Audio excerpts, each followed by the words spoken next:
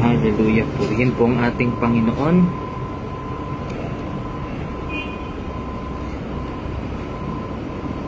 Good morning po. Isang mapagpalang umaga po sa ating una't higit sa ating Panginoon.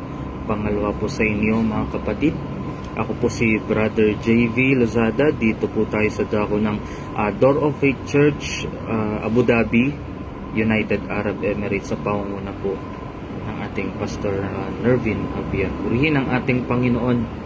At bago pong lahat, kayo po'y sumabay sa akin sa awiting ito na kay buti-buti mo Panginoon. Tunay na napakabuti ang ating Panginoon, kaya huwag tayong magsasawang awitan, purihin siya. Buti-buti mo Panginoon sa lahat ng oras, sa bawat araw.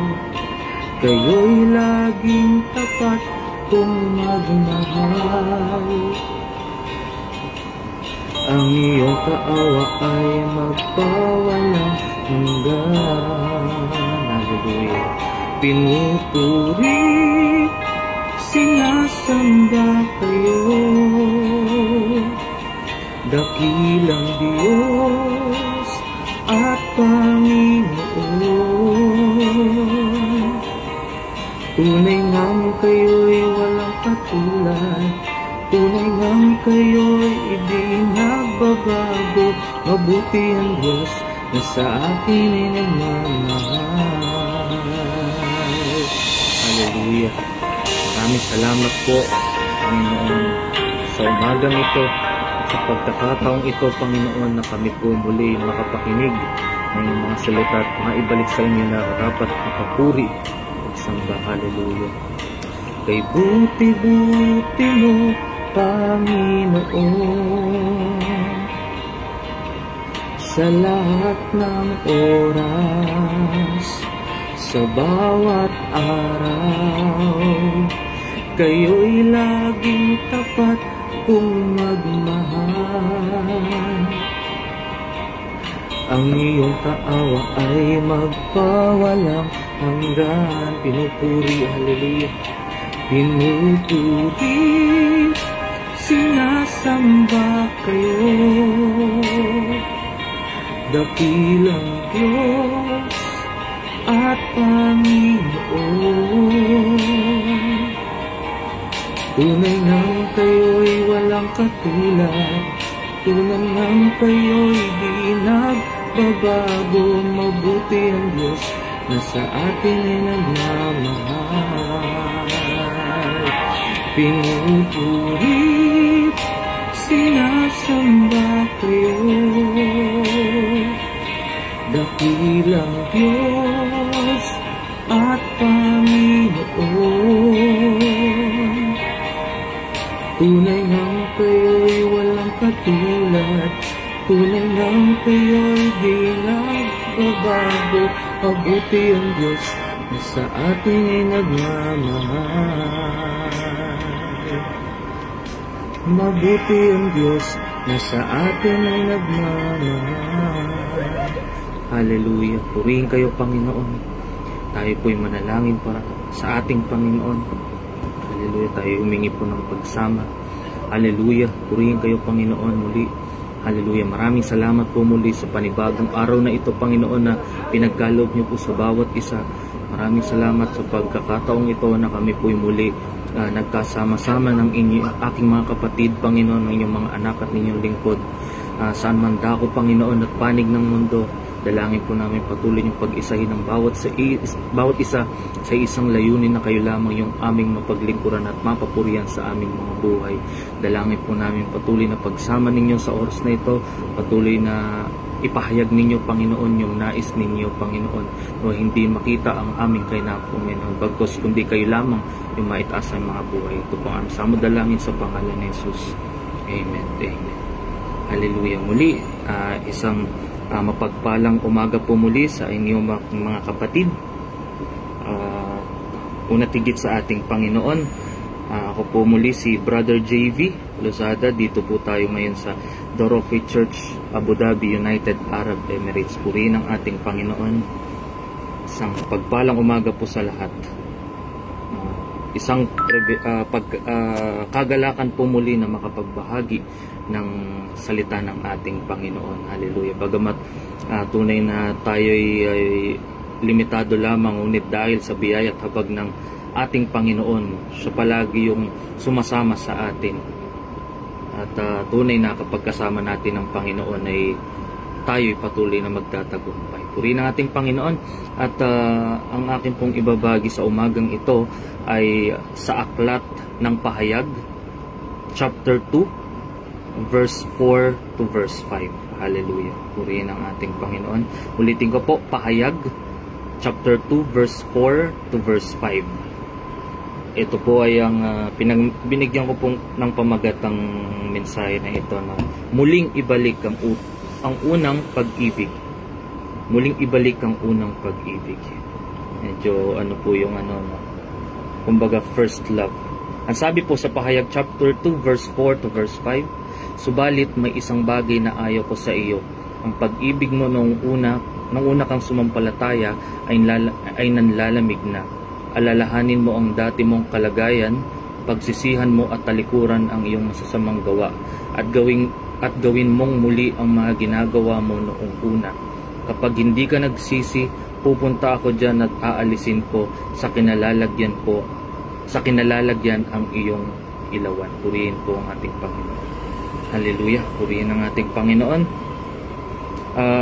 Atin pong alalahanin sandali, mga kapatid, yung panahon, natatanda pa po ba natin yung panahon na yung kakasimula pa lamang natin, o yung alam mo yung bago pa lamang tayong tumanggap sa ating Panginoong Yesus. Ano po ba yung pakiramdam, 'di ba? Andun yung pagkasabik na sana mag-prayer meeting na, sana mag-Sunday service na. Yun yung yung mga alam mo yung isa sa mga yung pangunahin nating nararamdaman. Nagsisimula pa lamang tayo sa ating Panginoon. At ang mensahe na ito na dito na binasa natin sa Pahayag chapter 2 verse 4 to verse 5, ito ay para sa mga kapatid sa Efeso na kung paanong nung una ay masayang naglilingkod sa Panginoon.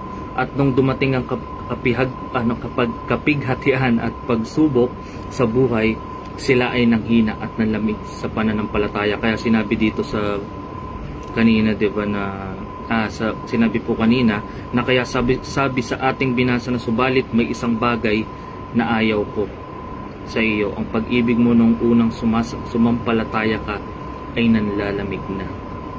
Yun po yung alam nating mga kapatid na ayaw ng Panginoon, na nagbabago yung ating pag-ibig sa Kanya. Meron po tayong dalawang tatalakayin ngayon, dalawang bahagi. Ang una, sabi nga, ano ang dapat ba nating gawin upang maibalik ang unang pag-ibig natin sa Panginoon? Sa una po, pagsisihan at talikuran ang kasalanan. Pagsisihan at talikuran ang kasalanan. Amen. Purihin ang ating Panginoon. At anuman nga po yung pagkukulang natin sa ating Panginoon ay kaya pa rin tayong patawarin. Isipin natin, nung bago tayo makakilala, ano ba yung buhay natin? May kanya-kanya po tayong way o kung paano o sang kadahilanan o saang panahon tayo tinawag ng ating Panginoon. Di ba po? Mag-aalalahanin natin yun. Kahit nasabi nga doon sa Isaiah, kahit gaano kapula o kahit gaano karumi yung kasalanan natin, ay handa tayong patawarin at linisin ng ating Panginoon, sapagkat ang Panginoon natin siya'y tapat at matuwid. At napakahalaga na palagi tayong malinis sa paningin ng ating Panginoon, dahil yung kasalanan po yan yung unang-unang nagiging dahilan kung bakit tayo napapalayo sa presensya ng ating Panginoon, at yun yung nagiging dahilan kung bakit hindi tayo dinirinig o diringgin ng ating Panginoon. Kaya kailangan sikapin natin na tayo maging malinis. Sabi, diba, sa 1 John chapter 1 verse 9 na subalit kung ipinapahayag natin sa Diyos ang ating mga kasalanan, maasahan nating patatawarin tayo ng Diyos sa mga ito at lilinisin tayo sa lahat ng ating kasalanan sapagkat siya'y tapat at matuwid.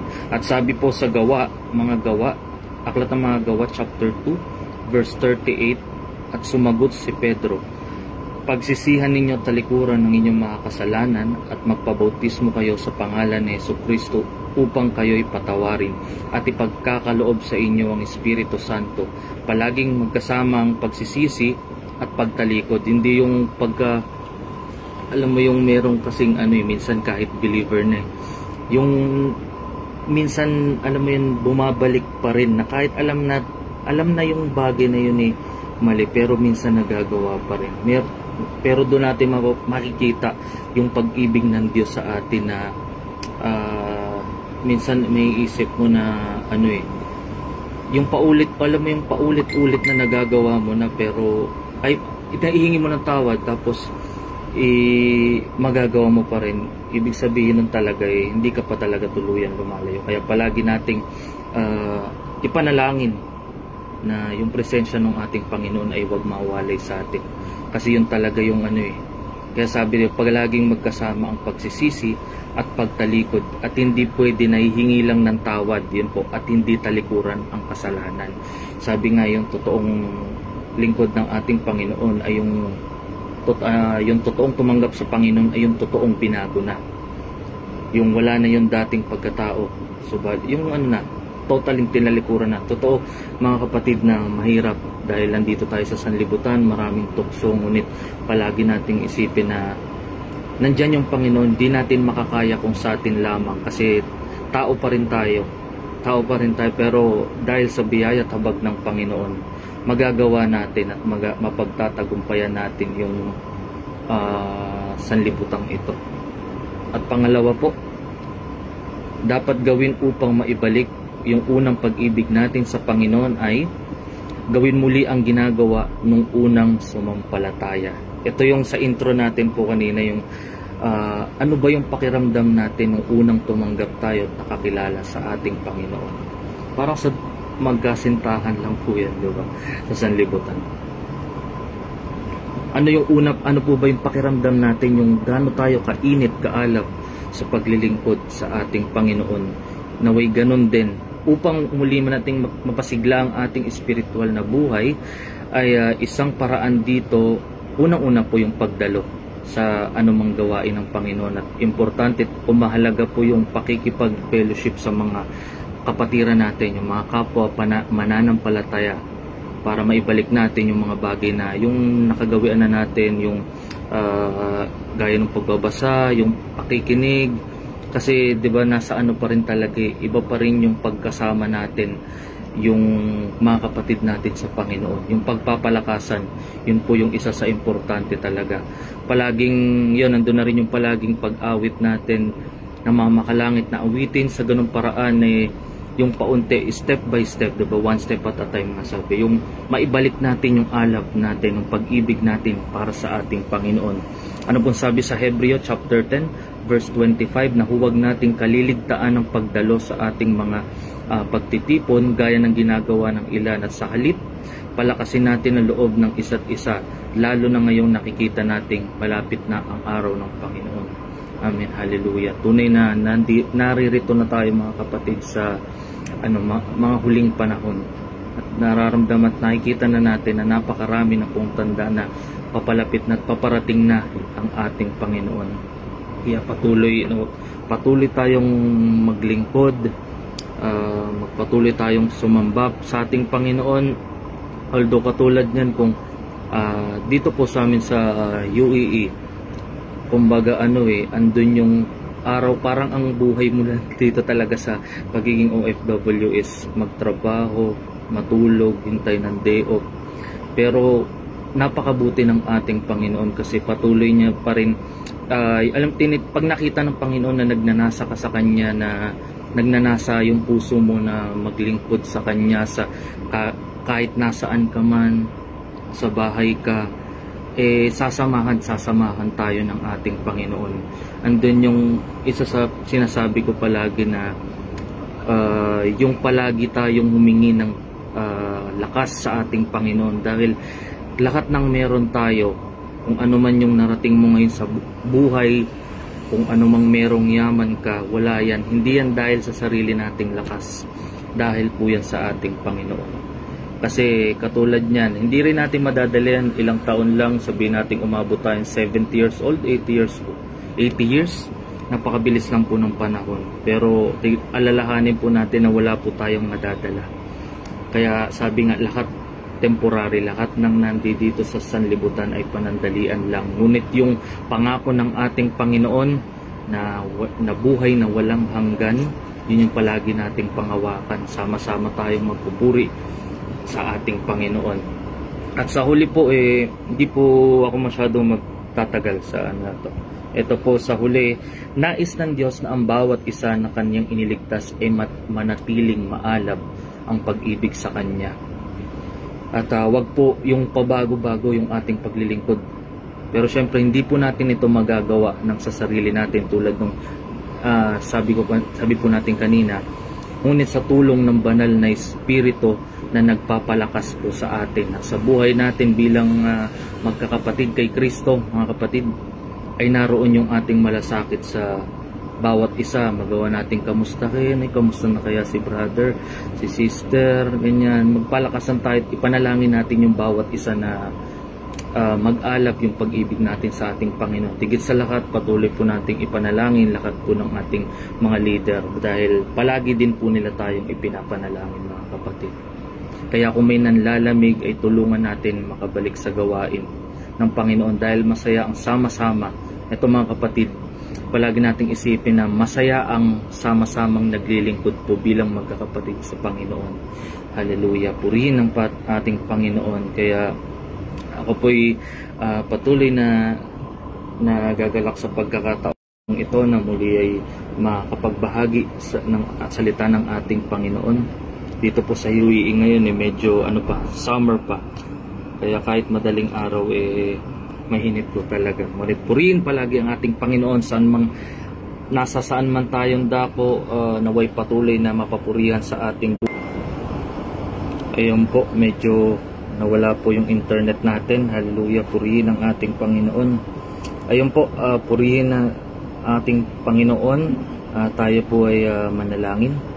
Hallelujah, hallelujah. Glory to you, Jesus. Purihin kayo, Panginoon. Dakilaing pangalan sa inyo lamang po ang pinakamataas na papuri, parangal, pagsambat, pasasalamat sa mga oras na ito.